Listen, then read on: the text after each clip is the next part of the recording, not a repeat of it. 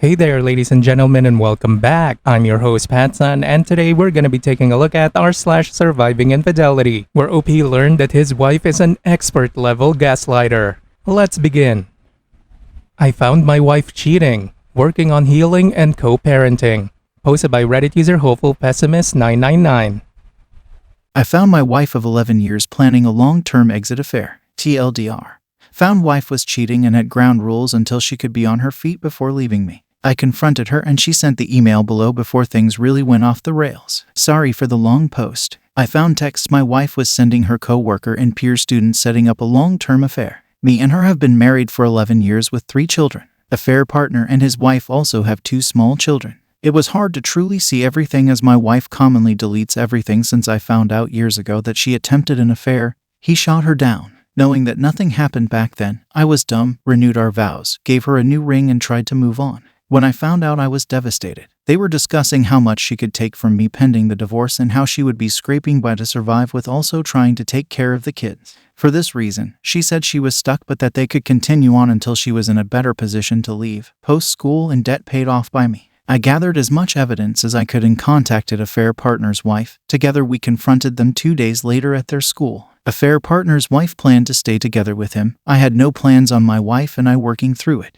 My only concern was that I had primary custody of our 3 children. While being confronted, my wife asked if I wanted a divorce. I said yes and asked her what she would do with her things. She said she'd start packing and went back to our house. I followed shortly after and she bawled on the floor about how I deserved better, how bad she felt for the pain and hurt she caused. I left the house and came back with her gone. I later found out she got an Airbnb and affair partner left his family to join her. She still claims she never cheated because they didn't have sex until this point and it was only an emotional affair. I lied to the kids that mom had to work nights for the next 3 days until they were out of school. Together we told the kids all under 10 that mom would not live in the house anymore. Things were seemingly going as well as they could despite my rage and uncontrollable emotional outbursts. She sent the below email during this period. Later that night after the email, she decided to hack into my Facebook and saw the raw messages me and affair partner's wife had. Naturally, I was angry, hurt, and in self and family preservation mode. She claimed she couldn't trust me anymore because of the things I said and decided to take a bunch of her medication.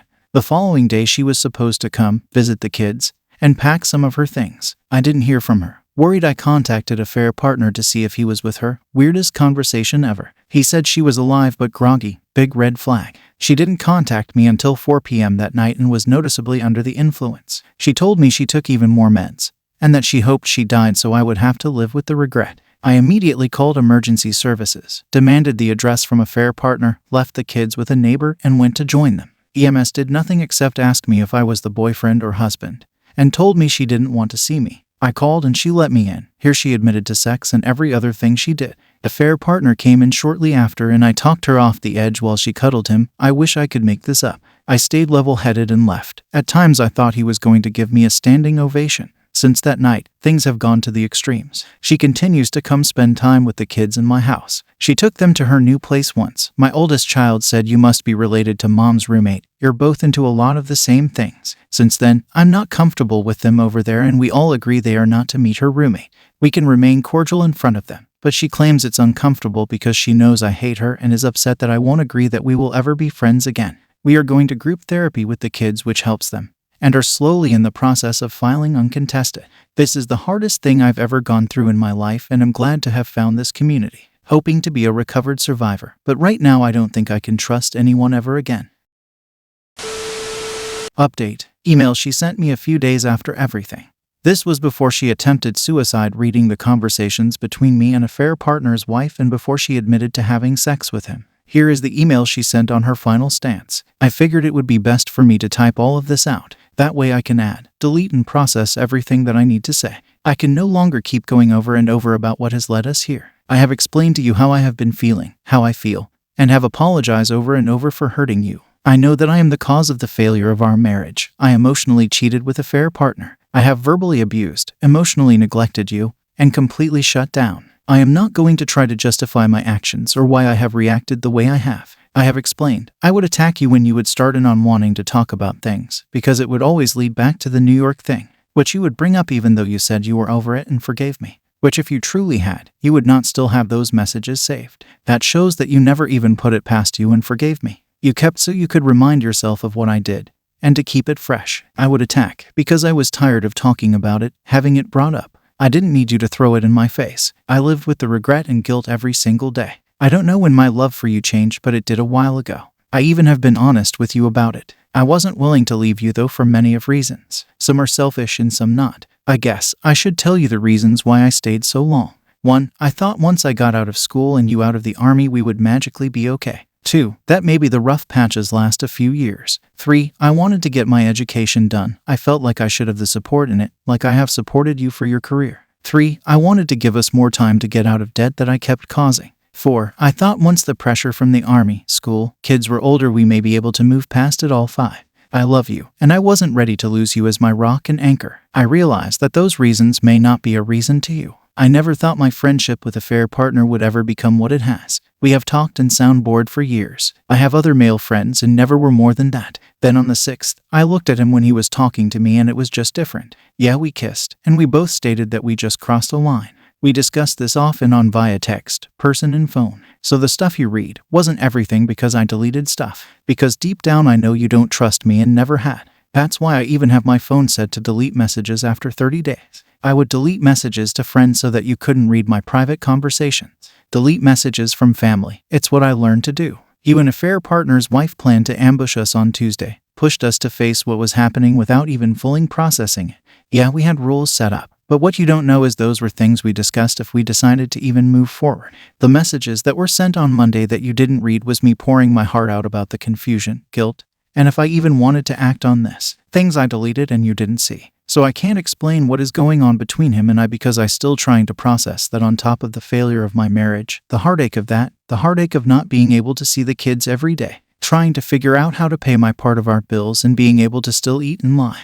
Hence why I have roommate. Because I was left without choices. I could never stay at the house until everything was settled, because of the constant invasion of privacy, and you would want to keep hashing 12 years together out. Our marriage has hit the point that it is beyond repair. I refuse to live like that any longer. It's not healthy for the kids, you or me. You cannot place blame on a fair partner for our failed marriage. We are the ones that were in it and we are the ones responsible. However, most of the blame does fall on me, just like our financial state does, which is why I am going to take the debit and file bankruptcy. It's another way to take responsibility for my choices. You say the final nail for you was seeing those texts. The final nail for me was your ambush. It final hit me that you have never trusted and forgave me for my mistakes, and never would. You took away my privacy, the privacy of my friends when you spied on me. It made me feel bared and raw, just like it felt when I was raped. I know why you did it, you were hurt. But that doesn't mean I have to be okay with that reason. Just like you don't have to be okay with my explanations. You will choose what you want or don't want to believe. You will choose how you feel, just like I am free to make those choices myself. I realized on my way to work this morning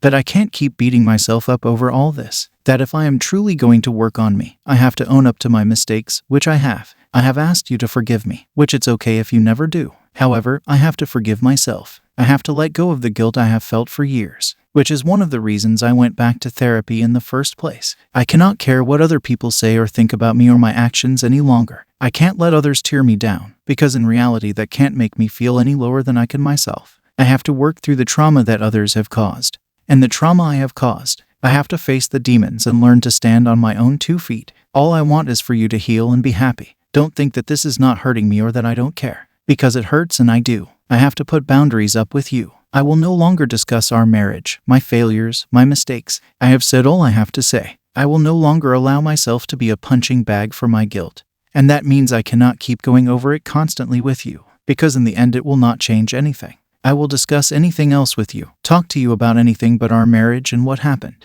I can't keep spiraling anymore. If you feel the need to tell everyone what has happened, that is your choice. Because like I have always said, 3 sides to everything. I no longer care what others think.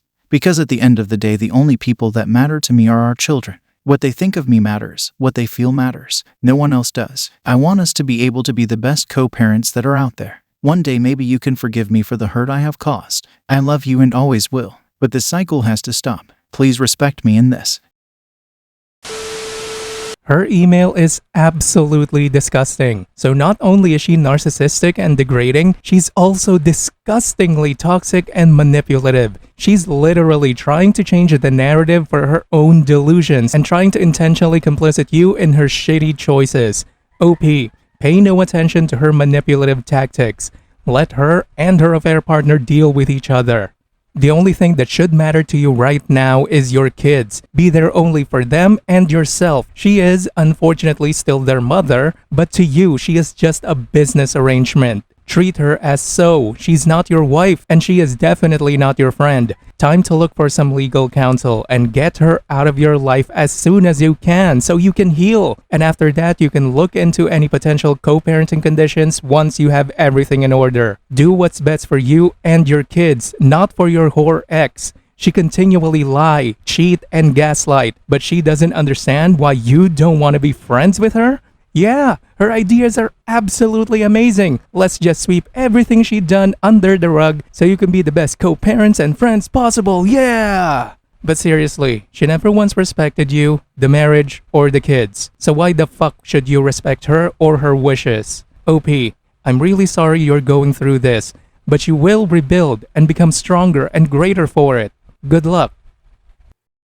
Viewer support is the best way for me to remain independent and continue bringing you these daily videos, which will always be here on my YouTube channel for you to watch absolutely free.